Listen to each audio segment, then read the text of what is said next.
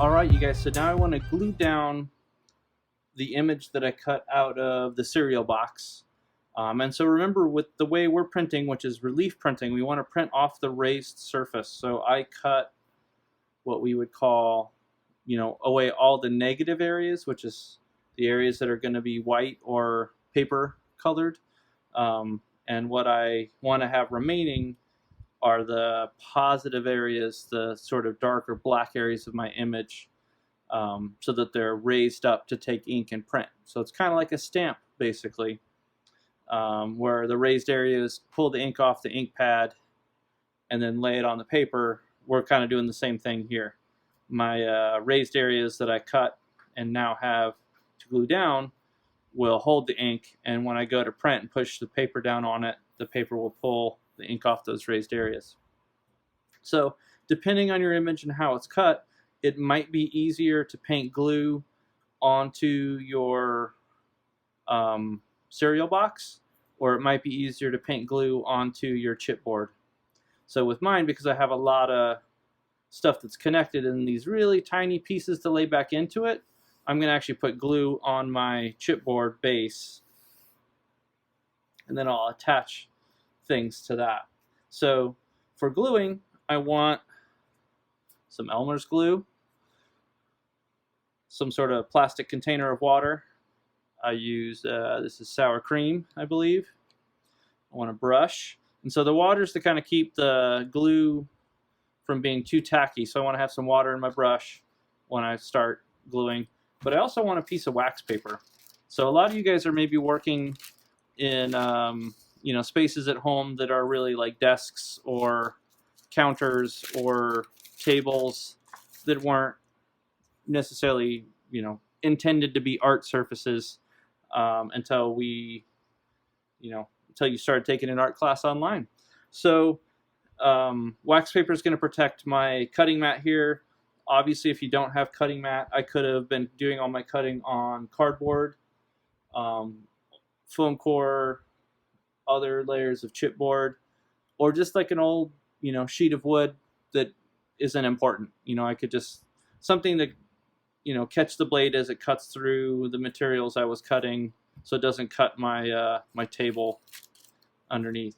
Which is all. This is just a table with a big cutting mat on it. All right, so like I mentioned before, I could do transfer of my image onto my baseboard as well, just so I kind of know where to glue things down. And then, yeah, we'll just start putting some glue on here. If I can get glue out of here.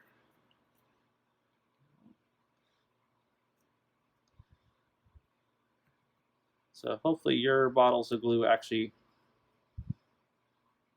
will squirt. Mine would not, which makes sense. It's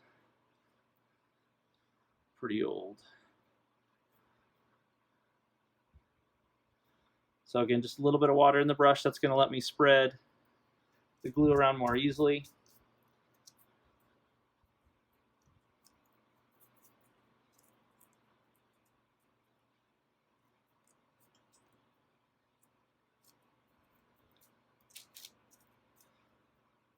I just want to kind of brush out the glue from the center.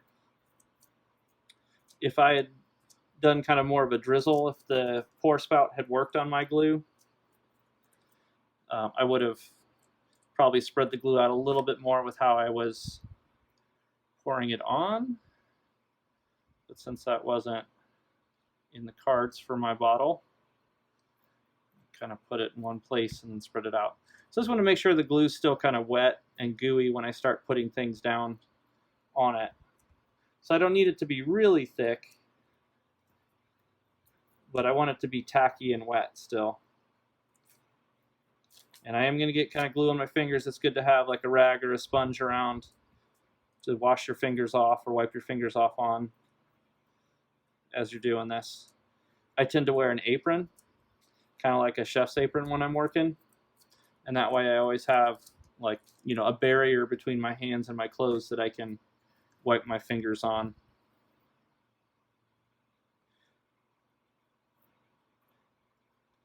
All right.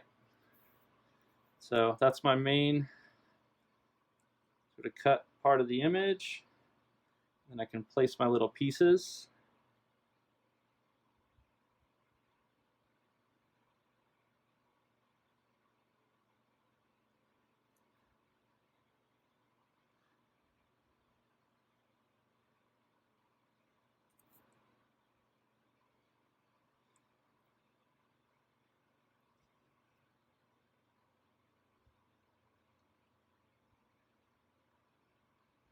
You know, obviously if your image is less detailed, you're going to have less little pieces to glue down. If it's more detailed, you're going to have more pieces to glue down. It all just kind of depends on y'all's image.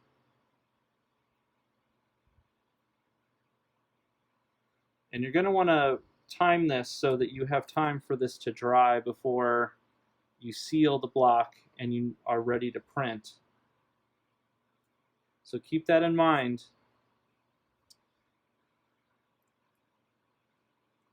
That you need to sort of plan that in to your preparation for the image, that you need to have your image sort of cut and glued down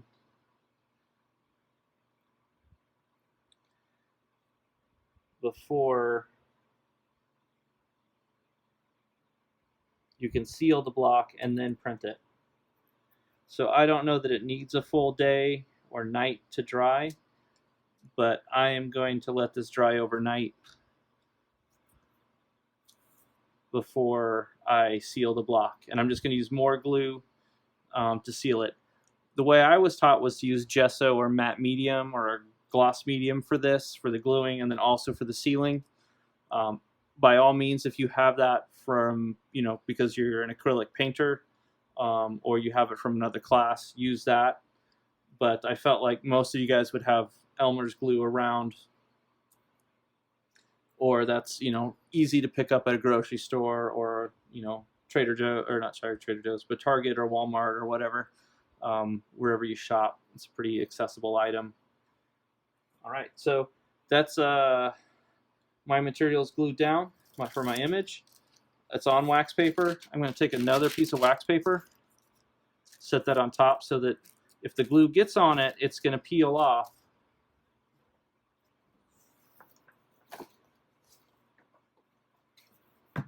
It's going to peel off the glue and the chipboard without tearing anything. If I use other kinds of paper as a barrier, it might damage my block or my book. So now I just want to put some heavy books on it.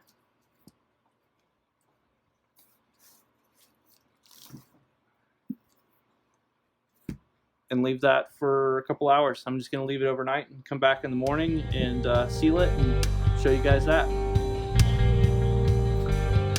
All right, you guys, so we've got my board underneath these, my printing board underneath these books. Dried overnight. So the wax paper might be a little stuck to its, the two layers of wax paper. And it looks like they did stick a little bit to the cardboard, but it's peeling right off. So the next step, and this is another one I need to kind of plan or schedule for, is that I want to go ahead and seal my block so that the ink is easier to clean and doesn't get absorbed into my Collograph plate.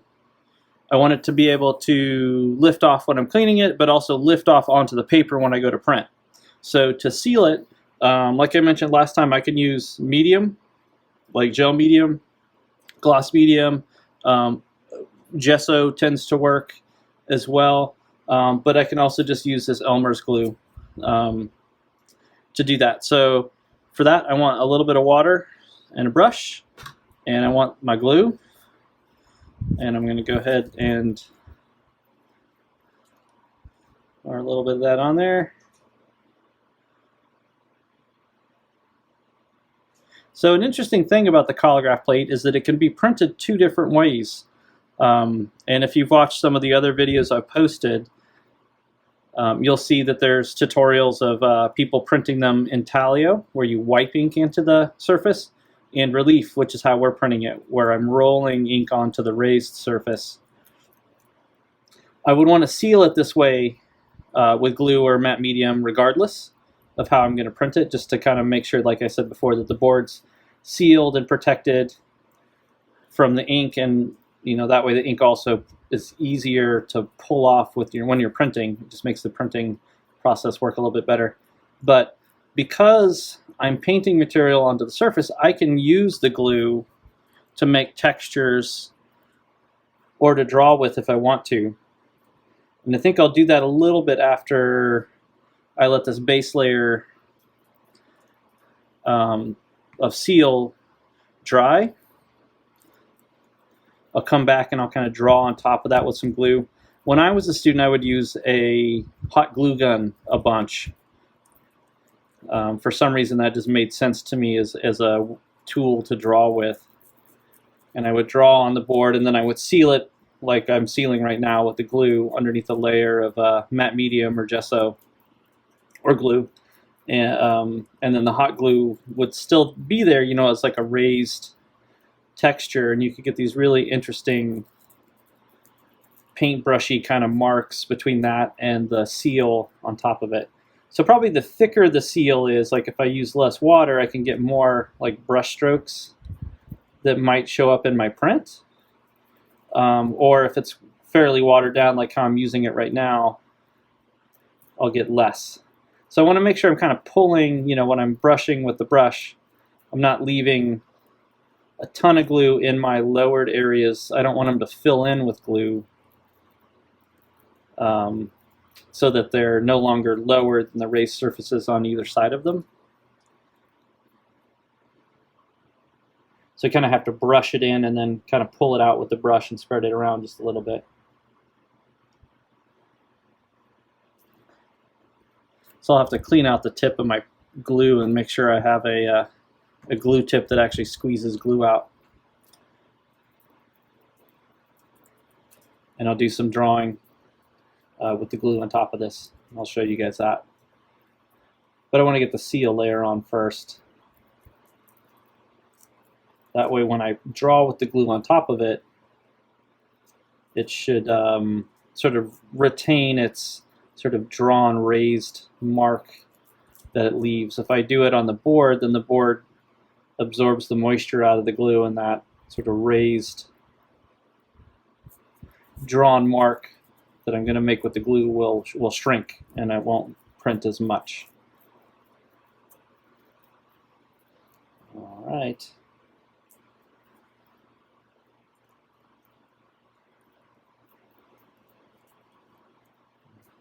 Okay, so like I said before, I just want to kind of make sure I'm painting the glue into those lower areas so that they get sealed, but also that then I'm eventually pulling it out. So I'm not leaving so much that it kind of fills that gap. Otherwise, if it fills the gap, then I won't have any raised surface to actually print.